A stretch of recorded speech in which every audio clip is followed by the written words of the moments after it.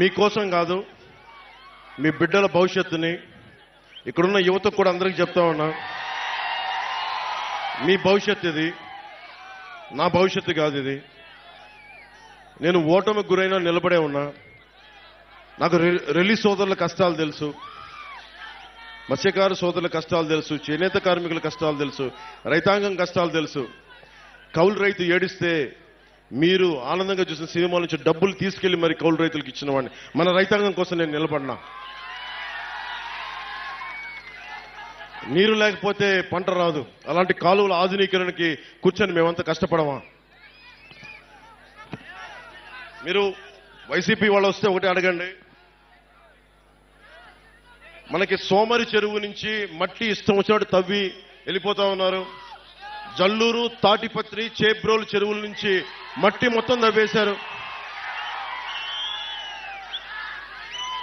పోయినసారి కూడా వచ్చినప్పుడు చెప్పారు నాకు, జల్లూరు, తాటిపత్రి, చేబ్రోలు చెరువుల్లో నుంచి మట్టి మొత్తం తవ్వేశాడు మాఫియా డాను. ఫ్రీగా తవ్వేసుకొని 6,000 రూపాయల ట్రిప్కి దోచేస్తా ఉన్నారు. పక్క నియోజకవర్గాల నుంచి గ్రావెల్ తెచ్చుకోవాలంటే మనం వాళ్ళ కమిషన్ కట్టాల్సిన పరిస్థితి. మన మట్టేమో ఉచితంగా తీసుకెళ్లిపోతున్నారు, మనకి గ్రావెల్ కావాలంటే కమిషన్ కట్టాల్సిన పరిస్థితి. ముఖ్యంగా కొత్తపల్లి ప్రాంతానికి సంబంధించి బొండు ఇసుక చాలా విలువైంది. అలాంటి ఇసుకని అక్రమంగా తవ్వించి తరలించేశారు.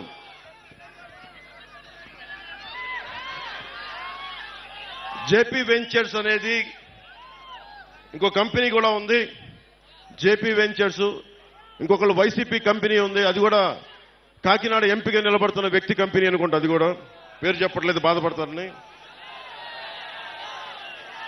వాళ్ళు 20,000 క్యూబిక్ మీటర్లు రోజు చొప్పున తవ్వేశారు. దాదాపు 5 లక్షల క్యూబిక్ మీటర్ల చొప్పున రోజుకి తవ్వేశారు. అంటే ఏం జరుగుతుందో దీనివల్ల మీకు చెప్పడానికి, ఇసుక తవ్వేటప్పుడు డ్రెడ్జింగ్ మెషినరీ వాడకూడదు. చాలా నిబంధనలతోటి, నియమాలతోటి తవ్వాలి. వాటిని దాటేశారు.